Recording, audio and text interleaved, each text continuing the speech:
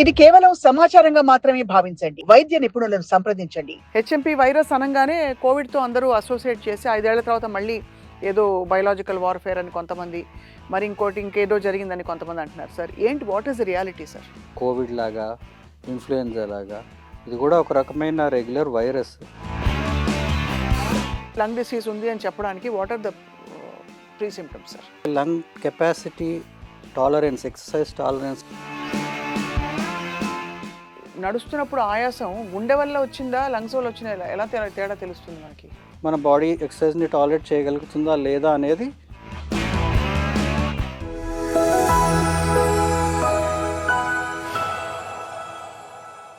Hello and welcome to Sakshi life. ప్రపంచం అంతా మరొకసారి చైనా వైపు చూస్తోంది. కారణం ఏంటంటే హెచ్ఎంపీ వైరస్ మళ్ళీ ప్రపంచాన్ని కబళించబోతోందా అనే ఒక భయం, ఆందోళన బయలుదేరింది. కానీ నిజానికి హెచ్ఎంపీ వైరస్ అంత భయానకమైందా? చైనాలో అన్ని కేసులు బయటపడుతున్నాయా? భారతదేశం పరిస్థితి ఏంటి? వ్యాక్సిన్స్ ఉన్నాయా? ఏ జాగ్రత్తలు తీసుకోవాలి? ఇన్ని ప్రశ్నలకి సమాధానాలు ఒక్కసారి చెప్పడం కష్టం. కానీ ఇవాళ chief pulmonologist from Care Hospitals Banjara Hills doctor TLN Swamy garu మనతో ఉన్నారు. ఆయనతో మాట్లాడదాం all about HMP virus. Sir నమస్కారం. నమస్కారం. హెచ్ఎంపీ వైరస్ అనంగానే కోవిడ్‌తో అందరూ అసోసియేట్ చేసి 5 ఏళ్ల తర్వాత మళ్ళీ ఏదో బయోలాజికల్ వార్‌ఫేర్ అని కొంతమంది, మరి ఇంకోటి ఇంకేదో జరిగిందని కొంతమంది అంటున్నారు సార్. ఏంటి what is the reality sir? HMP virus అనేది హ్యూమన్ మెటాన్యూమో వైరస్ దాని పేరు. ఇది ఒక రకమైన రెస్పిరేటరీ వైరస్, అంటే శ్వాస సంబంధిత వ్యాధులు కాల్స్ చేసే, లైక్ కోవిడ్ లాగా, ఇన్ఫ్లుయెన్జా లాగా ఇది కూడా ఒక రకమైన రెగ్యులర్ వైరస్. ఇదేం కొత్తదేం కాదు. మనం గత 60 ఏళ్ళుగా ప్రపంచంలో ఉండింది, ఇన్ఫెక్షన్స్ కాజ్ చేస్తూనే ఉంది. కాకపోతే దాని అఫ్కోర్స్ అది డిస్కవర్డ్ ఇన్ 2001, దో అని ముందు నుంచి ఉన్నా కూడా అది ఈ మధ్య కనుక్కోబడింది. అది మామూలుగా ఈ సీజనల్గా జలుబు, దగ్గు, ఈ రెస్పిరేటరీ ఇన్ఫెక్షన్స్ని చాలా కాలంగా అది కలుగజేస్తూనే ఉంది. చాలా మటుకు అది సెల్ఫ్ లిమిటింగ్, అంటే దానంతట అదే తగ్గిపోవచ్చు. అంటే మామూలుగా వచ్చే జలుబు, ఇన్ఫ్లుయెన్జా వైరస్ లాగానే కొన్ని సందర్భాల్లో ఎవరికైతే ఇమ్యూనిటీ తక్కువగా ఉంటుందో, చిన్న పిల్లలు కానివ్వండి, పెద్దవాళ్ళు, చాలా వయసు పెద్దవాళ్ళు కానివ్వండి, లేక వేరే రకమైన రెస్పిరేటరీ ఇల్నెసెస్ ఉన్నవాళ్ళు, లాంగ్ టర్మ్ ఆస్తమా కానీ other kind of long term respiratory diseases ఉన్న వాళ్ళలో దానివల్ల ఇంపాక్ట్, దానివల్ల వచ్చే కాంప్లికేషన్స్ ఎక్కువగా ఉంటాయి. అందువల్ల దాని గురించి మనం అంత భయపడాల్సిన అవసరమని ఇప్పటివరకు అయితే ఏమీ కనిపించట్లేదు. అట్లాంటి కన్సర్నింగ్ లక్షణాలు కానివ్వండి, కన్సర్నింగ్ డెవలప్మెంట్స్ ఏమీ మనకి ఇప్పటివరకు అయితే, ఈవెన్ వరల్డ్ హెల్త్ ఆర్గనైజేషన్ అయినా కూడా దానికి సంబంధించి అట్లాంటి అలార్మింగ్ డేటా ఇవ్వలేదు. ఏమీ కానీ ఇవ్వలేదు. సార్ మరి ఏ కోణం నుంచి ఇది అలారం అసలు యాక్చువల్లీ మొదలైంది? హెచ్ఎంపీ వైరస్ అనే కొత్త వైరస్ మళ్ళీ మొదలైంది. హాస్పిటలైజేషన్స్ అయిపోతున్నాయి. క్రిటికల్ కండిషన్ చాలా మందికి కనిపిస్తోందని చెప్పి. ఇస్ ఇట్ అంటే ఇదంతా కేవలం కథనాలు మాత్రమే అంటారా?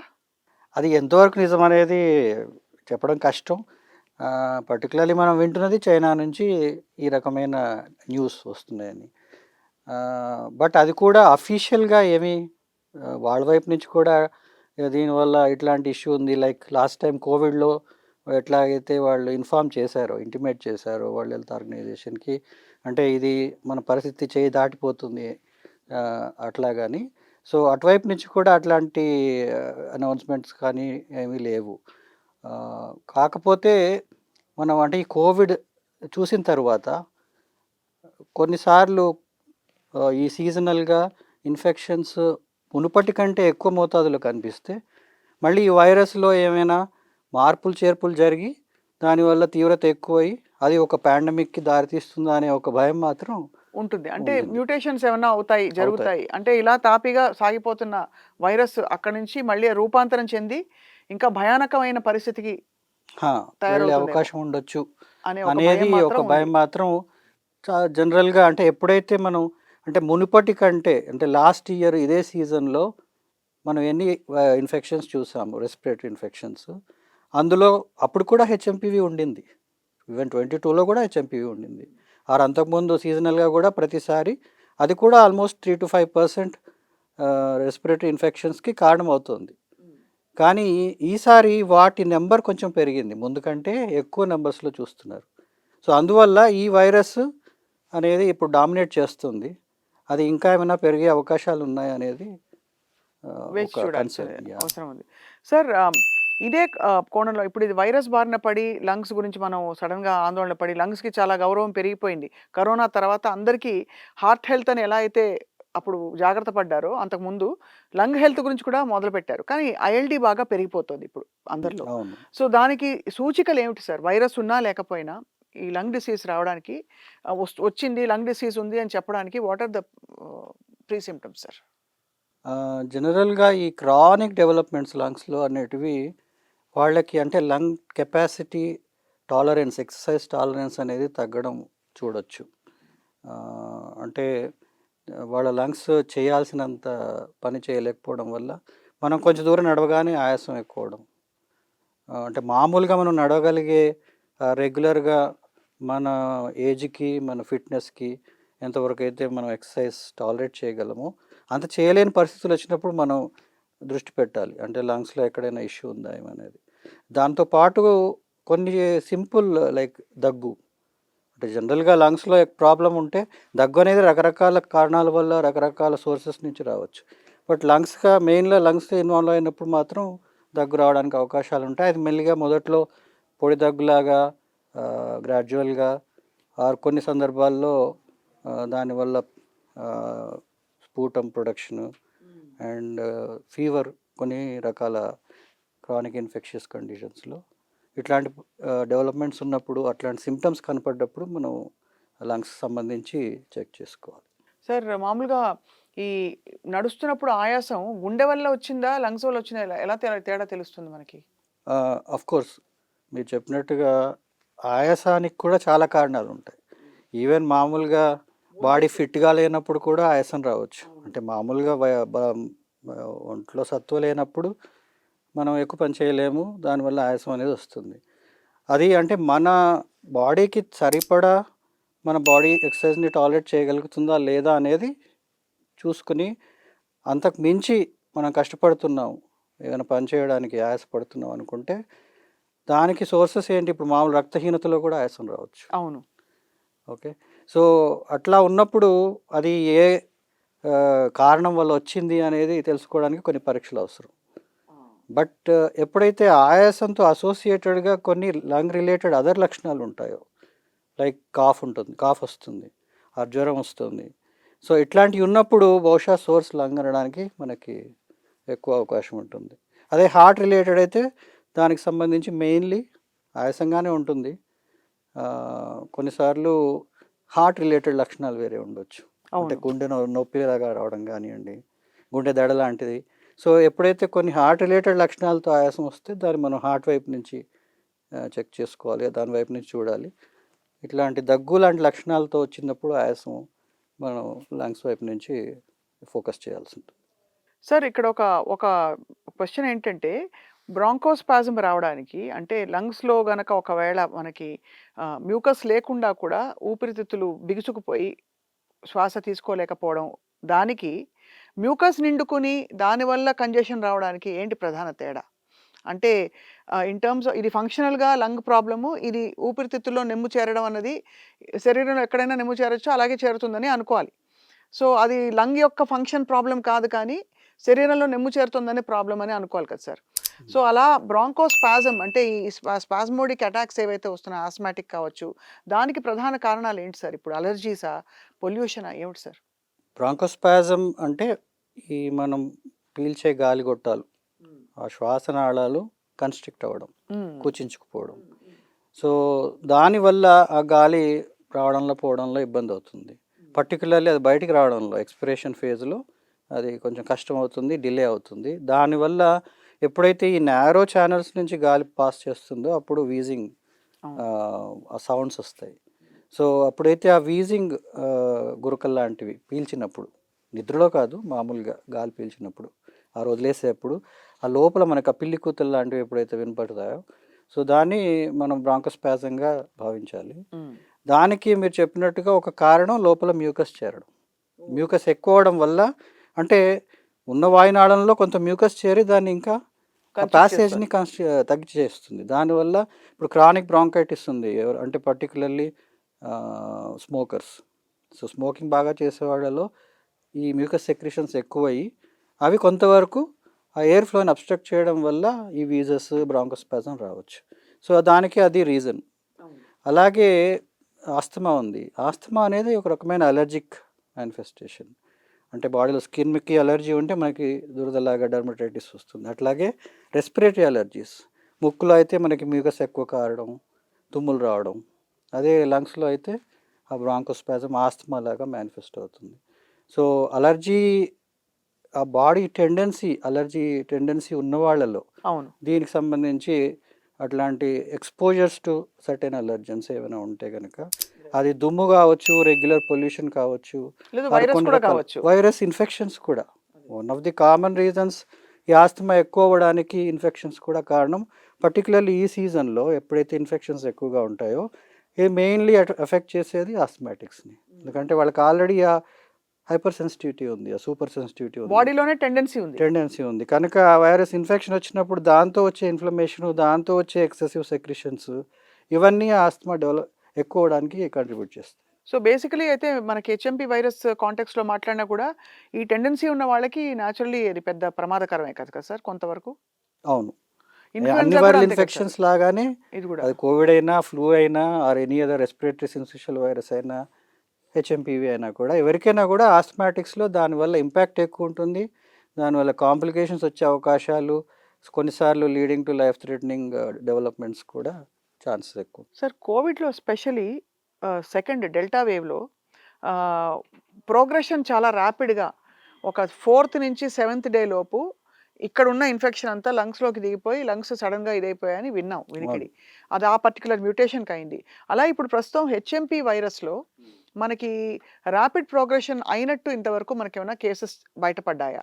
అదే హెచ్ఎంపీవీ కేసులో కూడా అది ప్రోగ్రెస్ అవ్వడానికి అవకాశాలు ఉంటాయి ఎవరైతే బాడీ దాన్ని కంటైన్ చేయలేదు. అంటే మన రెసిస్టెన్స్ పవర్, ఇమ్యూనిటీ స్ట్రాంగ్గా లేనప్పుడు, అంటే మరీ చిన్నపిల్లల్లో కానివ్వండి, పెద్ద వయసు వాళ్ళు కానివ్వండి, other long term immuno compromise conditions ఉన్న వాళ్ళు, ఈవెన్ డయాబెటిక్స్. సో ఇట్లాంటి వాళ్ళలో ఆ ఇన్ఫెక్షన్ వచ్చినప్పుడు ఆ ఫస్ట్ 3-4-5 డేస్లో ఏదైతే ప్రాలిఫరేట్ అవుతుందో అదే టైంలో మన రెసిస్టెన్స్ దాన్ని కంట్రోల్ చేయగలిగితే అది అక్కడే కంట్రోల్ అయిపోతుంది. మెల్లిమెల్లిగా వీ కెన్ రిజాల్వ్ అయిపోతుంది. ఎప్పుడైతే ఇమ్యూనిటీ ఫెయిల్ అవుతుందో అప్పుడు అది మెల్లిగా ఇంకా ఫర్దర్ స్ప్రెడ్ అయ్యి లంగ్స్లోకి జారి దానివల్ల ఈ రకమైన కాంప్లికేషన్స్ రావడానికి అవకాశాలు ఎక్కువ. ఈ కాంటెక్స్లో సార్ ఈ వైరసెస్ కోవిడ్ లాంటి వైరస్ కావచ్చు ఏదైనా, ఇది డీల్ చేసేటప్పుడు స్టీమ్ ఇన్హలేషన్ గురించి కాంట్రవర్సీ ఒకటి విన్నాం. దట్ స్టీమ్ ఇన్హలేషన్ తీసుకుంటే యాక్చువల్లీ లంగ్స్లోకి తొందరగా వ్యాప్తి చెందుతుందని. ఇది వాస్తవమా సార్? ఒకటి, స్టీమ్ ఇన్హలేషన్ ట్రీట్మెంట్ ఏమీ కాదు ఇన్ టర్మ్స్ ఆఫ్ అంటే వైరస్ కంట్రోల్ చేయడానికి. అది ఓన్లీ కొంచెం ఒక రకంగా కంఫర్టింగ్ ప్రొసీజర్. అంటే మనం అది చేయడం వల్ల లోపల ఏమైనా పర్టికులర్లీ ఇనీషియల్ స్టేజెస్ ఆఫ్ ఇన్ఫెక్షన్లో ఆ సెక్రిషన్స్ బాగా థిక్గా ఉండి అవి మనం దానివల్ల అంటే వాటిని బాడీ బయటికి తోయడానికి ప్రయత్నం చేస్తుంది అందువల్ల దగ్గడానికి ప్రయత్నం చేస్తాం. సో దగ్గినప్పుడు అవి గట్టిగా ఉండి స్టిక్కీగా ఉంటే ఈజీగా బయటకు రావు. సో అందువల్ల స్టీమ్ అనేది కొంతవరకు వాటిని డైల్యూట్ చేసి అది ఈజీగా బయటికి రావడానికి ఫెసిలిటేట్ చేస్తుంది. సో దానివల్ల ఒకటి రిలీఫ్ వస్తుంది, ఆ సిమ్టమ్స్ కొంతవరకు బెటర్ అవుతాయి. And at the same time అవి సెక్రిషన్స్ లోపలే ఉండిపోయి దానివల్ల వైరస్ ఇంకొంచెం ఈజీగా ప్రాలిఫరేట్ అవ్వడానికి కూడా స్కోప్ ఎక్కువగా ఉంటుంది. సో దీనివల్ల కొంతవరకు బెనిఫిట్ ఉండొచ్చు స్టీమ్ ఇన్హలేషన్ వల్ల. బట్ దానివల్ల వైరస్ ఎక్కువ అవుతుంది, స్ప్రెడ్ అవుతుంది అనడంలో ఏమీ పాయింట్ లేదు. సార్ ఏ విధమైన వైరస్ అంటే ఇది ఏ వైరసో తెలియదు, చెప్పడానికి కష్టం అనుకోండి. ఓ జలుబు చేసింది, జలుబు చేసిన వాళ్ళకి బెస్ట్ ట్రీట్మెంట్ ప్రోటోకాల్ ఏమిటి సార్? ఇంటి పట్టున ఏ రోజు 3వ రోజు డాక్టర్ దగ్గరికి వెళ్ళాలని చెప్పి వెస్ట్లో చెప్తారు, మనకి యూఎస్లో 3 రోజుల వరకు తగ్గకపోతే అప్పుడు గో టు ద డాక్టర్ అంటారు. సో ఇప్పుడున్న పరిస్థితుల్లో, కొత్త పరిస్థితుల్లో what is the best advice you can give sir? మనకి కూడా వెస్ట్లోనే కాదు, మన దగ్గర కూడా అదే నానుడి ఉంది కదా. మనకి అంటే జలుబు అయితే వారం రోజుల్లో తగ్గిపోతుంది, మందు వేయకపోతే వారం రోజుల్లో, మందు వేస్తే 7 రోజులు అంటారు. 7 రోజులు అంటారు. సో అలాగే కామన్లీ వైరల్ ఇన్ఫెక్షన్స్కి అట్లాంటి స్పెసిఫిక్ యాంటీవైరల్ మెడిసిన్స్ కొన్ని ఉన్నాయి కానీ అన్నిటికీ లేవు. ఉన్నా కూడా ఉన్న వాటికి కూడా అవి ఎంతవరకు ఎఫెక్టివ్ అంటే 100% ఎఫెక్టివ్ అని చెప్పలేము. సో అందువల్ల మన బాడీ ఇమ్యూనిటీ స్ట్రాంగ్గా ఉంటే వైరస్కి అదే మందు. సో అందుకని హెల్తీగా ఉన్న పర్సన్స్ జనరల్గా అంత వర్రీ కావాల్సిన అవసరం కూడా లేదు. కానీ ఆ టైంలో వైటమిన్ సీలు తెగ తాగేసి, ఆరెంజ్ జ్యూసులు తాగేసి, అవును. ప్రోటీన్ తినేస్తే పనిచేస్తుందా సార్ వెంటనే? వెంటనే వైటమిన్ సి అనేది ఇప్పుడు దానికన్నా కొంత టైం కావాలి. మన బాడీ ఇమ్యూనిటీని వెంటనే ఇంప్రూవ్ చేయలేదు కదా అది. అవునవును. బట్ అట్‌లీస్ట్ అది స్టార్టింగ్ పాయింట్ అనుకోండి. ఇప్పుడు వైరస్ ఇంకొక 1 వీక్, 10 డేస్, నెక్స్ట్ 2 వీక్స్‌లో కూడా అది తగ్గలేని పరిస్థితులు ఉంటే, ఇప్పుడు మొదలుపెట్టింది ఆ టైం వరకు కొంత ఎంతో కొంత హెల్ప్ చేసే అవకాశం ఉంటుంది. బట్ వెంటనే దానివల్ల ప్రాబ్లమ్ సార్ట్ అవుట్ అవుతుందని కాదు. బట్ ఇన్ జనరల్ ఒక 4, 5 డేస్ మాక్సిమం మనకి రెస్పాన్స్ సరిగా లేదు అనుకున్నట్టుగా. అఫ్‌కోర్స్ మనం ఏవో బేసిక్ రెమెడీస్ ట్రై చేస్తాము. Simple over the counter medicines use చేస్తాము. దానివల్ల కొంచెం రిలీఫ్ కొరకు ప్రయత్నిస్తాం. ఈలోపు బాడీ ఇమ్యూనిటీ దాన్ని ఎఫెక్టివ్‌గా కంట్రోల్ చేయగలుగుతుందా లేదా అనేది తెలుస్తుంది. But at the same time particularly కొన్ని రకాల లక్షణాలు డెవలప్ అయినప్పుడు మాత్రం జాగ్రత్త పడాలి. అంటే వితిన్ ద 5 డేస్ అయినా కూడా ఫీవర్ బాగా హై గ్రేడ్‌లో ఉండి, అది తొందరగా తగ్గట్లేదు అనంటే, ఆ కాఫ్ దాంతో పాటు కొంచెం స్ఫూటం ప్రొడక్షన్ ఎక్కువవుతుంది. కలర్డ్‌గా వస్తుంది. హ్మ్. అండ్ బ్లడ్ లాంటిది మిక్స్ అయ్యి వస్తుంది. ఆయాసం ఎక్కువవుతుంది. ఆక్సిజన్ ఇప్పుడు మనం అన్ని పల్స్ ఆక్సిమీటర్స్‌తో చెక్ చేసుకుంటున్నాం రెగ్యులర్‌గా.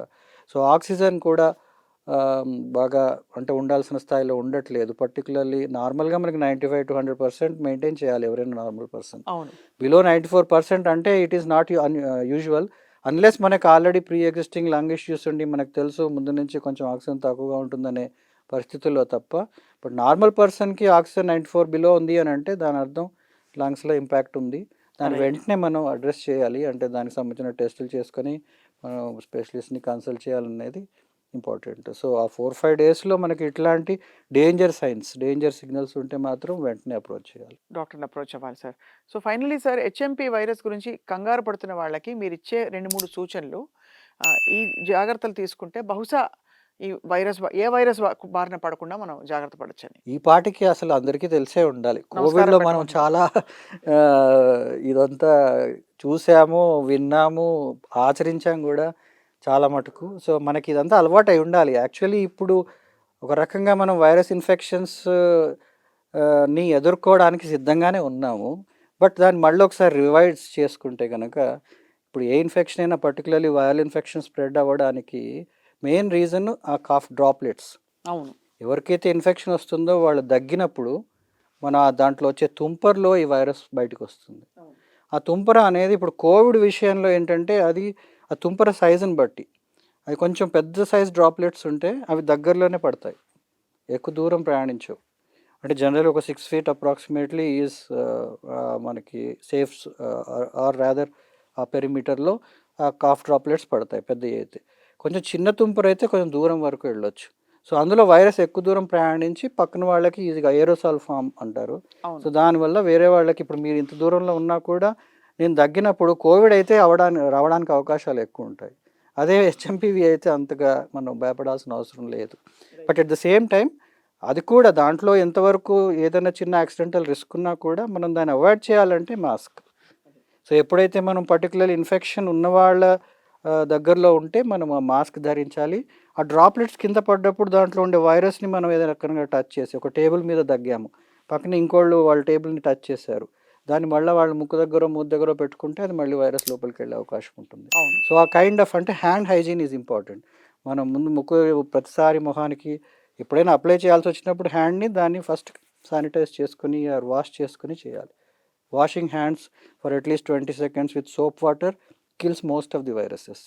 సో, మనం ఎక్కడ బయటికెళ్ళినా కూడా first at least before touching the face and all మనం ప్రాపర్‌గా హ్యాండ్ వాష్ చేసుకొని, దగ్గినప్పుడు మనం మినిమమ్ డిస్టెన్స్ అవి మెయింటైన్ చేయగలిగితే అండ్ మాస్క్ ఎప్పుడైతే క్రౌడెడ్ ప్లేసెస్‌లోకెళ్ళి ఎక్స్‌పోజర్‌ని అవాయిడ్ చేయలేని పరిస్థితులు ఉన్నప్పుడు next best thing is the mask.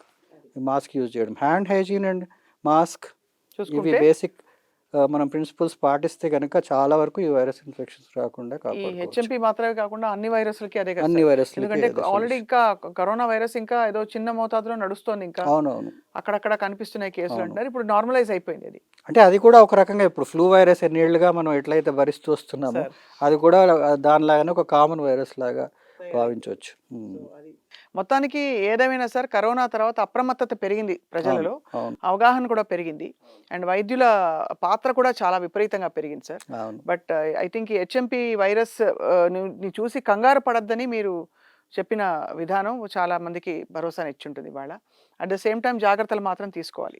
మన జాగ్రత్తలో మనం ఉండాలి. పర్టికులర్లీ ఎవరెవరికైతే ఇట్లాంటి ప్రీ ఎగ్జిస్టింగ్ ప్రాబ్లమ్స్ ఉండి కొంచెం వీక్గా ఉంటారో వాళ్ళు మాత్రం ఖచ్చితంగా అంటే ఆస్తమాటిక్స్ కానివ్వండి, వేరే రకమైన రెస్పిరేటరీ ఇల్నెస్తో బాధపడుతున్న వాళ్ళు, ఆర్ ఎనీ అదర్ క్రానిక్ ఎలిమెంట్స్తో బాధపడే వాళ్ళు, చిన్నపిల్లలు, పెద్దవాళ్ళు, ఎవరికైతే ఆ వల్నరబుల్ పీపుల్, ఆ సెక్షన్ ఆఫ్ పీపుల్ మాత్రం కొంచెం ఎక్స్ట్రా జాగ్రత్తలు పడాల్సిన అవసరం ఉంది. Thank you very much doctor TLN Swamy garu. నమస్కారం అండి. Thank you.